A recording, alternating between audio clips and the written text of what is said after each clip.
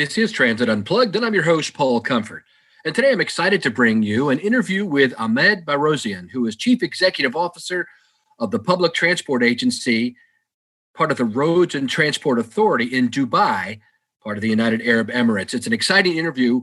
We talked to Ahmed about all the exciting new innovations that are happening in Dubai when it comes to public transportation and why they are considered really a center of excellence for innovation from around the world, the type of approach that his government has toward allowing innovation to occur there. We go into autonomous vehicles, air taxis, soft mobility, the taxi cab program there, their enterprise command and control center, and the upcoming Dubai metro expansion to link to the World Expo 2020, which has been moved into 2021, but it'll bring exhibits from all over the world to Dubai and what they're doing to prepare for that. All that on this episode.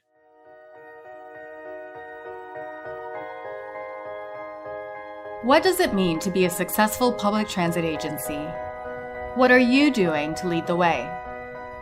It's time to learn from the top transit professionals. This is Transit Unplugged with your host, Paul Comfort. Welcome to Transit Unplugged. I'm your host, Paul Comfort. And today we're excited to travel around the world for many of our listeners to the Middle East, where I'll be speaking with Ahmed Hashem Bahrozyan, who is the head of the Public Transit Agency, the Chief Executive Officer at the Roads and Transport Authority in Dubai, which is part of the United Arab Emirates. Ahmed, thank you so much for joining me on the show today. Thank you, Paul. Thanks for having me. Yeah, I recently got to be part of some stuff you were doing over there, some innovation discussions, and so happy this could turn into another follow-up discussion. We haven't really done much in the Middle East on the show, even though we're heard in 99 countries and a lot of people listen in the Arab world. I'm so happy to have you really as my first official guest from the Middle East. Great to be here. Thank you very much for that.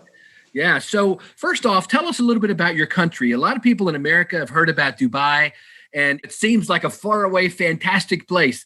I've actually got neighbors where I live in Maryland, right near Washington, D.C., just a couple doors down from me that lived there for 5 years. They work for the State Department, and they lived there for 5 years, and they've told me great things about how much fun it was and all that. So tell me a little bit about your country, and it just seems like a great place. Well, as you said, we're in the Middle East. We're a small country, population less than 10 million people, so very small compared to where you guys come from in the US, and but a very young country as well, so barely 50 years old. And I think the success of Dubai or the UAE in general lies in how fast we've moved forward in such a short period of time. So really, in my lifetime, basically, we've gone from pretty much desert to a great metropolis in the desert, basically. And I think we're very proud of the progress we've made on all fronts, also being one of those fronts. So I'm excited to talk a little bit today about what we've achieved in transportation in the short period that our country has focused on that. And we like to feel that we are leading the way of a Middle East that is progressing around us as well. I think one of the key issues or one of the key success factors of our country has been the stability in an area which is volatile, always been volatile. We have been like an example of stability, and that stability has allowed us to really grow. You mentioned you've had neighbors who've lived in Dubai. Well, in a small country like ours, we have about 200 different nationalities from various parts of the world living together in a very, very safe, city and country. So I think we're very proud of the fact that we're able to be such a melting pot for so many different, cultures. Our national population is actually only about 10% of the country's population. 90% or so come from expats, basically. So I think the fact that the people who live in Dubai, if you talk to most of them and the UAE, will feel like it's their second country or their home country. They've lived there for so many years, and they've been a very big part of the success of the country. So in a nutshell, that's where I come from. Very good. And Dubai, my understanding is it's a city-state that's part of the larger United Arab Emirates, which maybe includes 7 city-states. Is that right? Yes, it's 7 states, 7 cities, if you like, that constitute the United Arab Emirates. Abu Dhabi is the capital city. So Dubai is, if you like, the trade city of the country. Contrary to what I think many people think about Dubai is that we have a lot of oil. We actually don't have a lot of oil. We actually depend more on tourism and trade. And it's been historically, that's been what Dubai has been famous for. And I think that also explains the fact that we have so many people from different cultures and countries living very peacefully together, is that the country has always been that open to trade with neighbors from the region and outside the region as well. So yes, I mean, we depend heavily on tourism and on trade and business, and therefore services and infrastructure is a very important part of the progress of our city. Very good. I think the image that a lot of people have, at least here in North America, of Dubai is those real big, tall, you have one real big, tall building and maybe some others. And I think it was in a Mission Impossible movie with Tom Cruise. He was coming down the face of it or something. That's it's all these fantastic buildings and all this cool stuff that's there. That's pretty cool. I hope I can visit one day. Yeah, we hope to have you soon. I mean, these days it's not easy to travel, but yeah, as soon as things calm down a bit, I would be happy to host you, and we'll show you the tallest building in the world for sure. Yeah, there you go. So tell us some about your transportation services there. Let's go into what we really got here to talk about. You have some fantastic things there. I know my company Trapeze does the software for the taxi cabs, but you have a really advanced and kind of cutting edge technologies you have there. I hope we can get in there and talk about all of it today. But first off, just tell us generally, what is your scope of responsibilities? What do you do there? Okay, well, as you said, when you started off, you said that I'm the CEO of the Public Transport Agency in the Roads and Transport Authority in Dubai. So the authority that I work for is responsible for, as the name suggests, roads and transport, everything that has to do with road infrastructure, surface transport, so all the public transport services, the metros, the trams, the buses, the taxis, all forms of shared and soft mobility in Dubai, as well as water transport services as well. We also offer, Dubai has a nice creek that kind of cuts the city into two parts, and therefore there's lots of water transport services that are provided to commuters and tourists alike. So we manage all of those. My scope specifically is in all modes of transport and public transport and mobility in the city, other than the tram and the metro.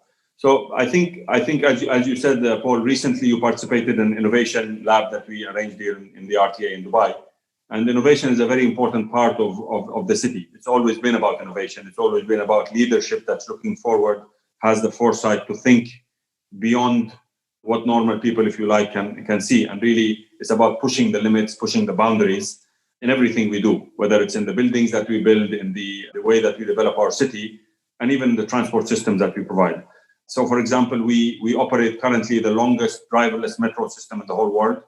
Our metro stations, unlike what is normally you see around Europe, the Far East, etc., are built more like 5-star hotels, if you like, so very fancy transport and mobility hubs that really encourage people to use the different mobility services. I think when we were established as the RTA, we just completed about 15 years of being in business, the Roads and Transport Authority. When we started off, only 6% of trips in Dubai were conducted through public transport, whereas the majority of trips were done through private vehicles. In 15 years, that 6% has gone up to about 17 to 18%. It's still quite, when you compare us to some other cities where public transport is if you like, competing very heavily with private cars, it still looks low. But if you look at 6% to 17, 18% in 15 years, in a city where the road infrastructure is extremely strong, we have actually been awarded the best road infrastructure worldwide 4 years in a row. So really the city is very much a car-oriented city. So we are competing against a very difficult opponent, if you like, in terms of private cars. However, I think we have made quite a bit of progress. And one of the ways we've done that is to focus on innovation and innovative services, but also diversity of services. So we've really provided as many transport services as we can, and we continue to look into new services. We're always open to new ideas, especially with the shared economy now, and shared mobility is becoming a very important part of our strategy moving forward. So I'm excited to talk about some of the newest, if you like, additions to the public transport and mobility landscape in the city, as well as the future, what we envision the future as being in terms of autonomous and green mobility and other services moving forward. That's great. We will get into that. You mentioned, though, that you've been an agency for 15 years. You started, I was looking at your career path on LinkedIn. Did you start right when the agency started? You were one of the first employees 15 years ago? Yes, I've been working for Dubai government since I graduated from the States, actually, and it's since 1992. So I've been in government, in Dubai government ever since. I started off with another government authority called the Dubai Municipality. And 15 years ago, the leadership in Dubai took a decision to take transportation, if you like, out of the municipality and turn it into an agency by itself. That in itself was a very bold and I think for a futuristic decision because of the focus the city wanted to increase diversity and mobility around the city. It felt that it needed an entity that does only transportation and road infrastructure. So I moved then from the municipality to the Road and Transport Authority. So yes, I've been with the authority since it started 15 years ago, yes. And you went to college here in the United States? I did, yes. I went to the University of Colorado in Denver. I was there for 4 years. I think back then Denver was not as prominent a city as it is today. I think I haven't been back, unfortunately. I've been back to the States, but not back to Denver, unfortunately. But yeah, a couple of my colleagues from university have gone back and they say that it's nothing, that looks nothing like what it was those days. So hopefully I can go back someday. That's great. So tell us about some of your current projects. You mentioned you've got a lot going on. Just walk us through some of the coolest things you're working on right now. Okay, well, I think one of the newest additions, we have an expo going on in Dubai. It was supposed to be in 2020. It's now postponed to 2021 due to the pandemic. So a lot of our projects are related to providing the services for the expo. It's going to be a mega for Dubai, one of the biggest events that Dubai has ever managed. And one of the coolest things that we've done recently is extended the Dubai Metro to take it all the way to the doorstep of the expo. And it's going to cut through about 7 or 8 different communities, new communities in Dubai, and really support those communities with providing metro stations along the way to the expo. So that's the newest, if you like, jewel to the mobility system in Dubai. It's a world expo, right? It's like for the whole world. It is a world expo. It's going to be the whole world. We're very excited about it. It's going to be in about a year's time. So 1st of October, 2021. It's going to be for 6 months. And a lot of innovation and new initiatives, not just from Dubai and the UAE, but from the whole world will be showcased there. So it's an event that we are very excited about. And of course, getting people there in and out of the expo is a key success factor. So we at the RTA have a major role to play in that. Okay. But in addition to that, I think, as has been the case in many cities around the world, we have been focusing very much on shared mobility solutions and increasing the different mobility options people have in Dubai. I think our philosophy is the more options you provide for people, the more chance you have of people, if you like, leaving their cars. Maybe they're still going to own cars, but they're going to do less trips with those cars. So they're going to reconsider every time they make a trip to say, why would I take out my car? Why don't I use RTA's mobility services? There are so many options available for me. So we're very excited about the recent partnership with Via, very famous, if you like, on-demand company that operates out of the US and also many cities in Europe and the Far East, Australia as well. And we've introduced a bus on-demand service with Via. So we've started a pilot with 5 different areas. And even through the pandemic, I think we've been pleasantly surprised that the customers that use this bus on-demand service have been pretty loyal to the service. They've continued to use it even through the pandemic, through the lockdowns. So it's been quite a good, successful addition. I think that the success we've achieved with the bus on demand in the first 6 to 8 months of operation has given us the incentive to actually expand it into different parts of the city as well. So I think what this pandemic has also, I think, opened everybody's eyes towards is to say, I think these rigid mobility solutions like metro systems and buses, normal buses, if you like, are very expensive to operate. The ridership patterns are shifting all the time, and it's very difficult to keep up with that. So I think a good alternative for that, and we've realized that in Dubai, is that on-demand services is going to be the next big thing. We obviously have e-hailing services for both limo and taxi services in Dubai, but we feel that a bus on-demand service is also the next thing that's going to allow us to operate buses in a more personalized way for customers. So fine-tuning, if you like, the service to the demand shifts, to demand patterns of customers. At the same time, for us as an operator, it's a lot more efficient because you have a lot less dead mileage, a lot less fuel consumption, because you're actually understanding what the demand patterns are and responding to it in a more dynamic way. So that's been a new addition. We've also, in the last year or so, introduced a bike sharing service in the city with a partner, Careem. Careem, of course, is the biggest e-hail in the Middle East. It was just bought by Uber about a couple of years ago for $3 billion. So it started in Dubai as a startup, and it grew into a company that was big enough for Uber to invest $3 billion into buying it and making it its Middle East arm, if you like. So we've introduced with Careem a bike sharing service in Dubai, which is covering many parts of the city. We continue to expand our bus dedicated bike lanes around the city to make it a very safe and affordable service for citizens. And only very recently, when I say very recently, I mean about 2 weeks ago, we started a shared scooter service as well in the city. So we now have 5 partners. It's a 1-year pilot. Like many cities around the world, we are very excited about the potential of scooters, but we're also a little bit worried about the safety aspect. I think a lot of cities in the US, as well as Europe, have experimented with scooters. Some have been more successful than others. So we've looked at the different models, the different lessons learned by different cities. And we felt the best way to go with scooters is to start a trial in 5 different areas in the city with 5 different operators, a 1-year trial for us and the operators to learn.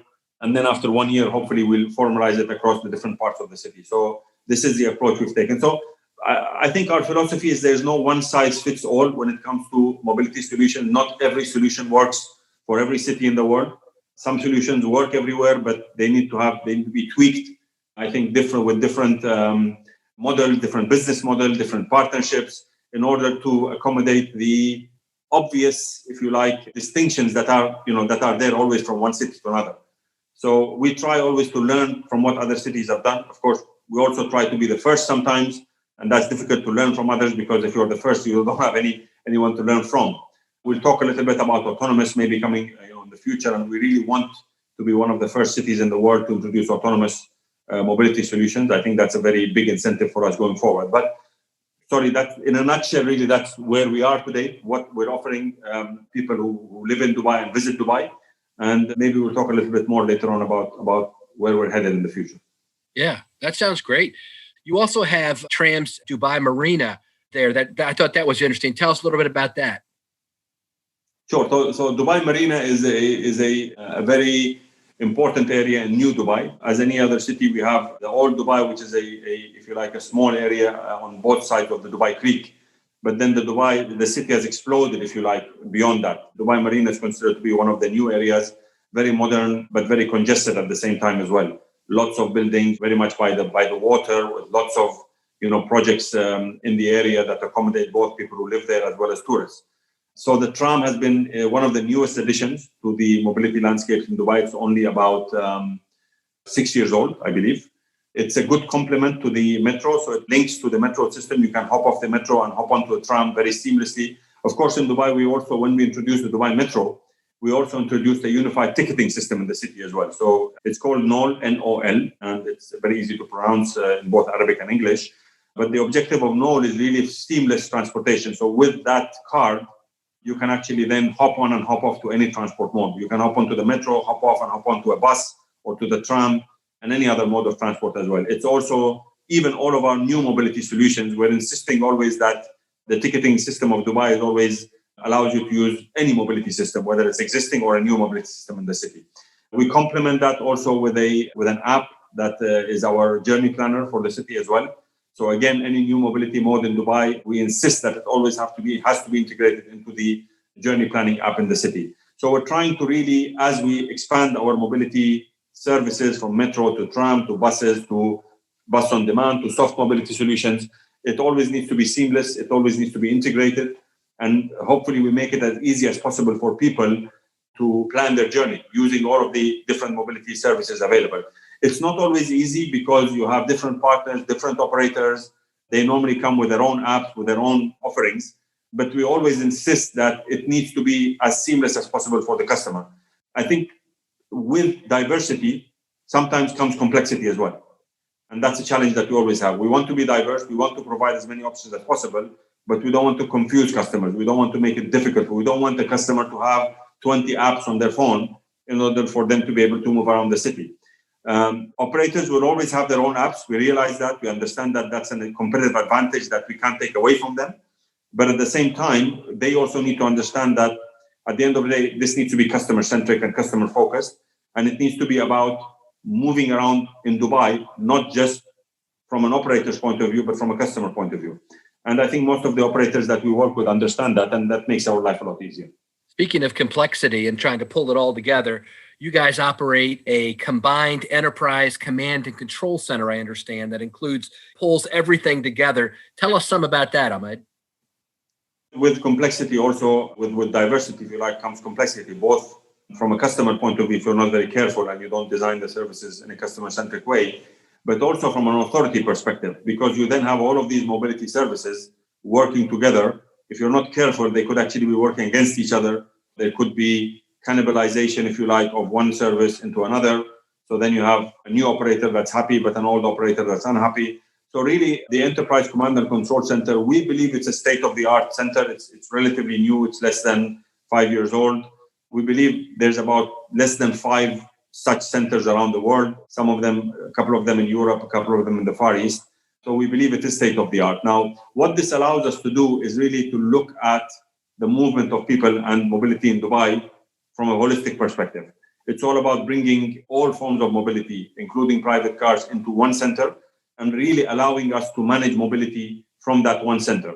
We still have our operational control center. So the metro has its operation control center, buses have their own center, taxis, etc. But all of those centers are then integrated into the Enterprise Command and Control Center.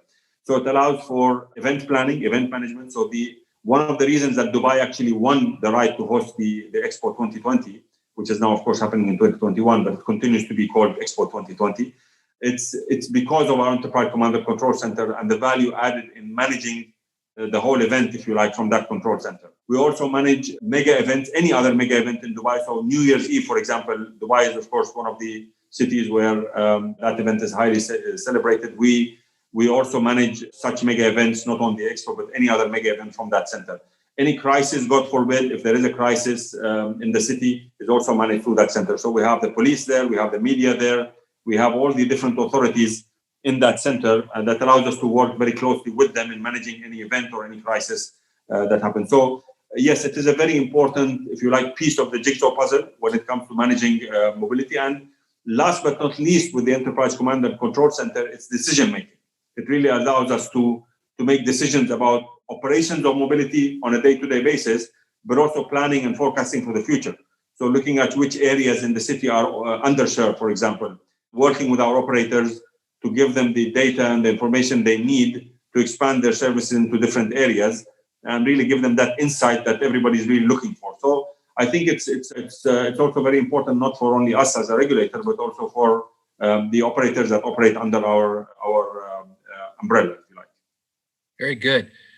That sounds exciting. I've been to a couple really cool state-of-the-art, cutting-edge operations control centers, including the ones in Sydney, Australia, and others. And yours sounds amazing. I can't wait to see it. Maybe during your expo. So you mentioned taxis. My colleague Matthew Brownlee, who's managing director of Trapeze there, has mentioned this to me multiple times and actually shown me some of the software. We were at the UITP event last year, and he showed me some stuff there. Tell me about how you integrate with taxi cabs, because I understand they're really part of your whole solution, right? Sure. Yeah. Well, we actually have the way we operate taxis in Dubai is like a franchise service, if you like. So we have 7 franchisees, taxi operators, who are basically privately owned, most of them, and they operate under. So we're a regulator, if you like, rather than an operator. However, I think the model that we deploy in Dubai, especially with the RTA, most of our services now we don't operate anymore. We still operate public transport buses, but I think post-Expo, we're hoping to move away from operating and outsource that as well.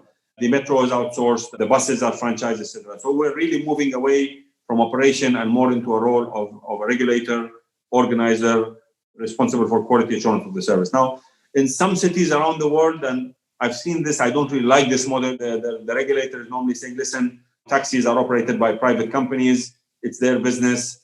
They manage the service. We're really not that involved. For us in Dubai, it's a little bit different. We always want to make sure that we have control of the quality of the service. So it's very important that even if we're not operating a service, we don't shirk away from the responsibility that the service is still the quality of the service is still our responsibility, even if we don't operate it ourselves. Now, this means that we have about, as I said, 7 franchisees that operate taxis. We have 11,000 taxis, 23,000 taxi drivers in the city. And if we're not going to depend on technology and cutting-edge technology to manage the quality of the service, it's going to be impossible. Since you mentioned Matthew, I think Matthew is a little bit sick and tired of having meetings with me where I'm always pushing him to say, listen, what's next? Technology innovation. What's coming next in the taxi field? We need to improve. We need to have better control over the taxi service. We need to, even though we're not in the taxi in the cab where the driver and the passenger are there together, we need to know what's happening there. We need our cameras to be telling us.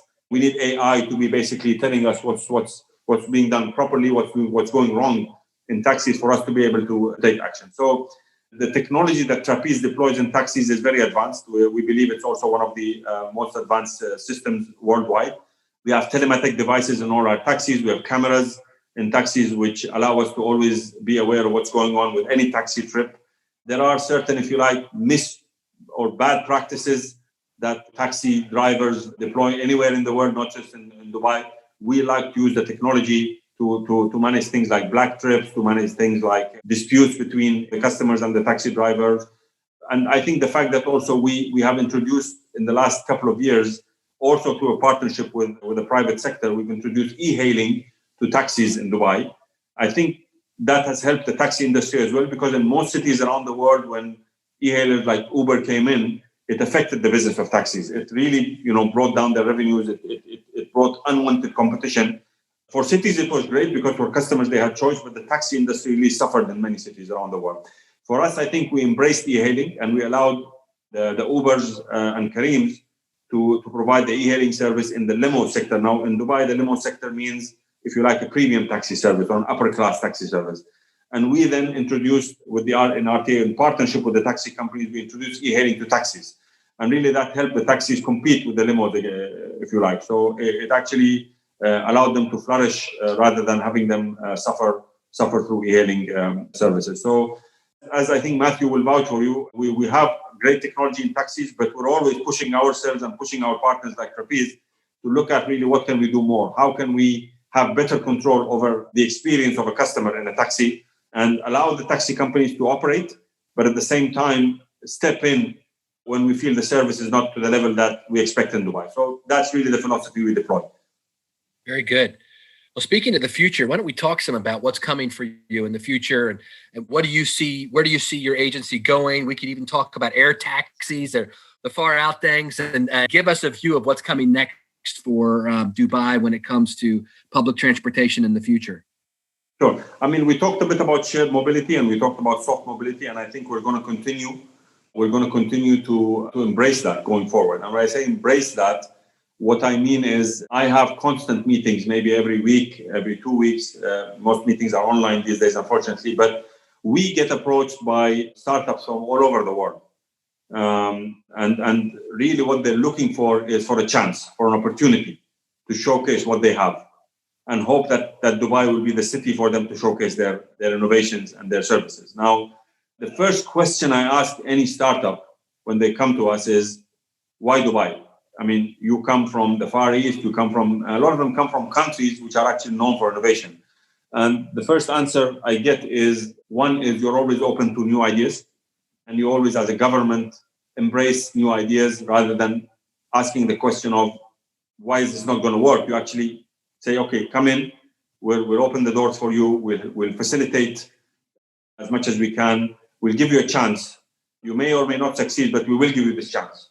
And I think that's something that most startups appreciate. And I really appreciate, I really like hearing that, because it shows that that's a competitive advantage. At the end of the day, Dubai, like any city, is competing for innovation. It's competing for companies, for innovative ideas to come to the city.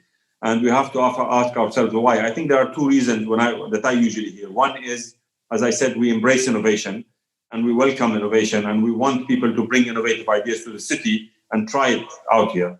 But also because we're fast in decision making. I think that's a big competitive advantage to our city as well. We are able to make quick decisions for changes in regulation, changes in policies that allow us to embrace innovation. Because with innovation, sometimes you have clashes between innovative ideas and what the laws and regulations say. And rather than fight the innovative ideas, we actually fight the laws, if you like, and fight the regulations and try to bend and tweak regulations in order for us to be able to bring innovation to our city.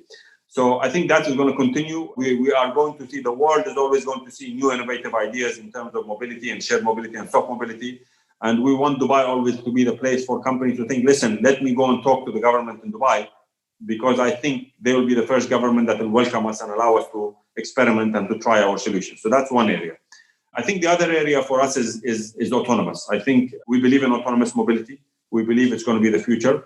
for several reasons. I think when you talk to any of the leading companies worldwide that are working on autonomous mobilities or autonomous cars in general and transportation, I think they will tell you that the biggest driver for them is saving lives. And over 90%, of course, 95% of accidents happen because of human error. We lose over 1 million lives worldwide to road accidents. It's sad. And I think if you talk to any company, they will say that saving lives is their main priority. Now, if you talk to any government also, I'm sure saving lives from road accidents is also a priority. So that's, I think, where the private sector and government come together when it comes to autonomous transport. There are, of course, other benefits. I think the biggest drivers for us, of course, is safety and saving lives. It's also, hopefully, when you take the driver component out of any transportation mode, be it a bus or a taxi, you're actually saving a lot of money because the driver is quite an expensive cost element. And then hopefully that saving of money can be passed on to the customer. So really, it's about making transportation and mobility cheaper for people and then becomes more inclusive. And speaking of inclusivity, again, it's about people who today have difficulty having access to mobility systems, like people of older age, the elderly, kids, for example. Really, it's opening the door for people, for mobility to be all inclusive and to bring everyone into the picture, if you like. So these are the drivers. We definitely see ourselves as a leader in autonomous transport. I think, or I'm very hopeful and optimistic that we will be one of the first cities in the world. I don't want to say the first because I don't know exactly what's happening in other cities, but really one of the first cities which will introduce autonomous mobility and autonomous solutions. It could be in buses, it could be in taxis. We're currently in very advanced discussions with different players, different partners or potential partners around the world. And we feel that sooner rather than later, we will start experimenting on our road. We have already conducted many trials and many different experiments. They've been kind of use cases, if you like, to prove that this concept can work in our city. But I think on a larger scale, we will hopefully be one of the leading cities. You also mentioned, Paul, about air taxis. Now, in September of 2017, we actually conducted an air taxi trial. It was just a 4-minute flight with a German company called Volocopter at that time. That was us and them coming together to as a proof of concept, if you like. So the 4-minute autonomous trial here in Dubai. And really what was behind this was really for us to say that, listen, Dubai wants to also be a leader in air taxis. We also believe that urban air mobility is part of the future. Yes, if you look at it today, as if you look at autonomous cars as well, they're pretty expensive. Operating them is pretty expensive. But when you look into the horizon of autonomous, whether it's air autonomous or land autonomous, you don't look 5-10 years down the line. You need to look beyond that. The technology is developing every day. You know, the battery, which is a major component, an expense component, is the battery. Technology is developing every day. It's becoming cheaper every day as well. So what is expensive today will probably become, if you like, mainstream several years down the line. So it's very important for any city that's looking at autonomous to really look beyond the 5-10 year horizon. Number one, you need to be bold. Yes, you need to be a risk taker. And I think in Dubai, we have proven, not only in transportation, but in everything we've done in the city, that innovation and taking risk is part of the DNA of the city, really. And I think you need to have that boldness because you're stepping into a territory which is untried before. And you can't be 100% sure of every step that you take along the way. And if you don't want to be an innovative city and you want to wait for others, you can also do that. There's nothing wrong with that. But yes, you will have to then learn from others. In order for you to learn from others, you can't be a leader. You need to be a follower. Here, we prefer to be a leader. We understand that being a leader is about taking risks. And I think autonomous and air mobility is something that we believe in. And we believe that we need to take calculated risks. Yes, of course, they need to be risks, but they need to be very studied and calculated. The top priority, of course, being the safety of people. And at the same time, I think the benefits we talked about will be realized sooner rather than later after we deploy, hopefully. That sounds exciting. You all were just recognized, I know, for this type of innovative attitude, and that you won 7 of the big Stevie International Business Awards this year. Congratulations for that. Thank you. Yeah, I mean, the Stevie Awards is also a great opportunity for us to not only showcase, what we're doing to improve the lives of people in the city, but also to understand what other cities are doing as well. I think we also have to be very humble as a city. Yes, we have made a lot of progress, but our transportation mobility systems are relatively young compared to the mature systems that are there all over the world. So we really always look at what others are doing, and participating in awards is also an opportunity for us to learn from others as well. You can learn without copying. I mean, that's very important. We learn, but we also, when we introduce something, we try to understand what others could have done better as well, and what suits the culture, the dynamics of the city of Dubai. And we try to introduce what others have done, if we're not the first, but also do it the Dubai way, if you like. So the way that we feel fits the city. So I think there's a difference between learning what others can do and imitating. Imitating is really about taking what others have done and just blindly implementing it. And I think it doesn't work, because every city has its own DNA, has its own dynamics, has its own culture, has its own way of living. And I think that every city needs to understand what that DNA is. And whatever we introduce here, we need to make sure it matches the DNA of the city. Otherwise, it won't succeed. That's good. The last thing I want to ask you about, we've been talking about a lot of external features of the transportation system, but you've also really done something that I think is unique for your employees. You've automated all employee administrative services, and you have a virtual assistant for your employees. That's amazing. Tell me some about this, what you're doing there. I mean, I've never heard of that before. That's pretty amazing. Yeah, I mean, automation is a very important part of our organization. I think it helped us with customers. It helped us a lot during the pandemic, when we had to, close all our customer service centers during various lockdown times in the city. I think we were very pleasantly surprised that people were, I don't want to say forced, some people like the face-to-face interaction. So even though we always had our apps, we always had our websites available, people always said, I prefer to go to a customer service center and have that human interaction. Well, during lockdown, they were actually forced to use our online services, our apps, our websites, our kiosks around the city.